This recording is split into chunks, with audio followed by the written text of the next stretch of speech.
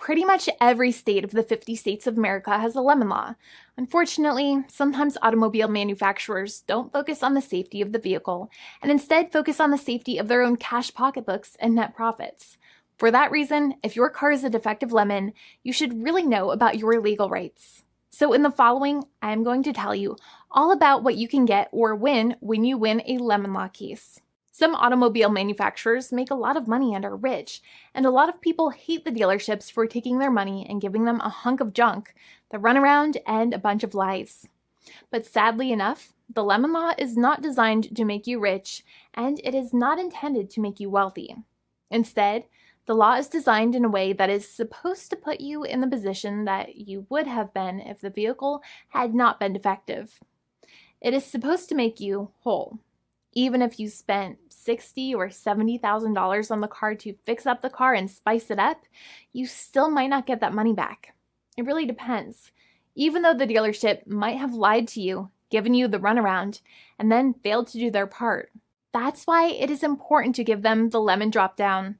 By winning lemon law cases, consumers are really making the road a safer place for all drivers and pedestrians by making automobile manufacturers care more about consumer safety.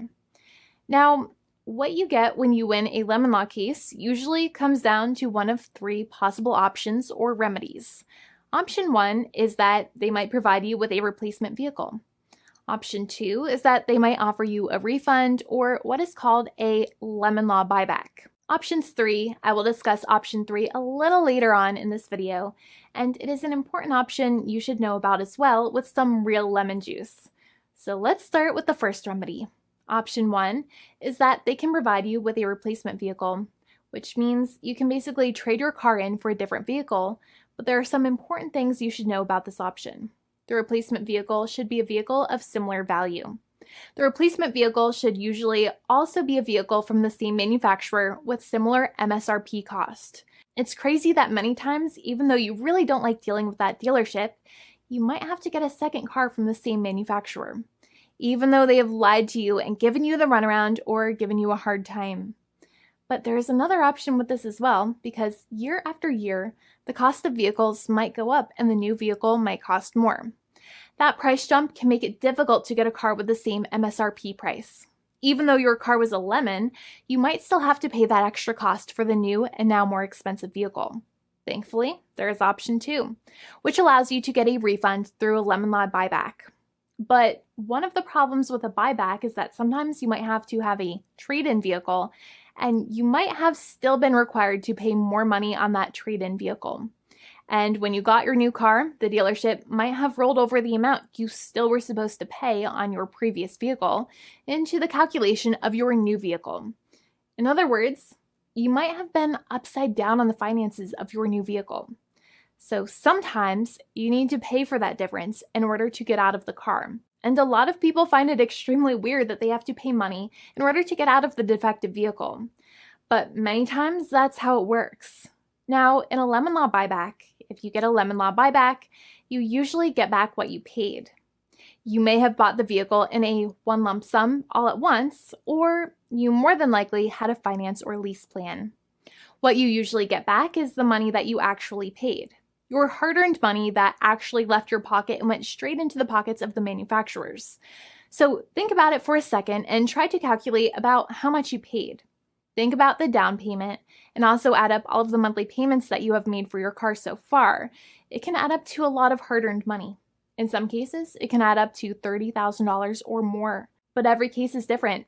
Even though they accept that their vehicle is a lemon, many times the manufacturers still try to pinch pennies and also nickel and dime their customers.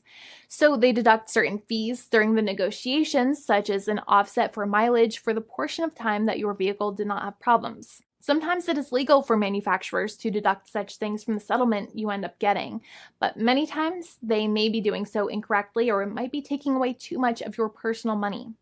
Having a powerful negotiator and experienced attorney by your side can be very helpful. In addition, most lawyers do not charge you out of your own pocket for their attorney's fees and court costs.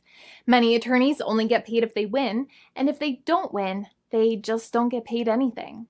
Lots of attorneys spend their own money on your case, and the attorney might never get the money back. But it may make sense for the lawyer to take that risk if you have a strong case. It reminds me of being a kid and selling lemonade and spending my piggy bank coins and quarters to make the lemonade, even though I was never sure if I would make my money back. But when I made amazing lemonade, everybody would want it. We would all be happier as a result. Option 3 is that sometimes a manufacturer might simply pay you a settlement in what is called a cash and keep procedure. That's when you keep the car, but you get paid some compensation for all of the headaches and defects the vehicle caused. Even if you don't have a clear lemon law case, the manufacturer might still make a good faith offer to settle the matter and get it off of their heads. In many situations, even though the settlement might be less than a full buyback of the vehicle, it might make sense for you to accept that offer depending on your goals.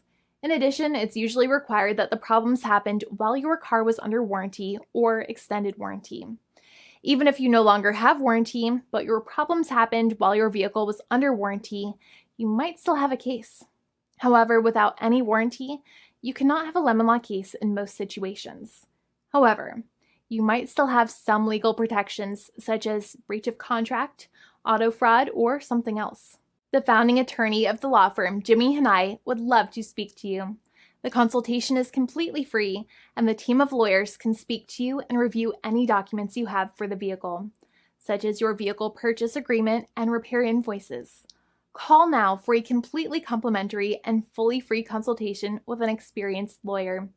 It's free to call 1-800-400-5050 day or night, 7 days a week, or visit us at www.californialaw.com. Lawyers are waiting to speak to you and encourage you to call.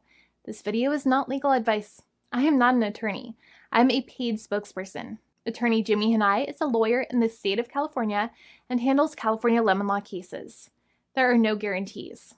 This legal advertisement is by lawyer Jimmy Hanai of CaliforniaLaw.com.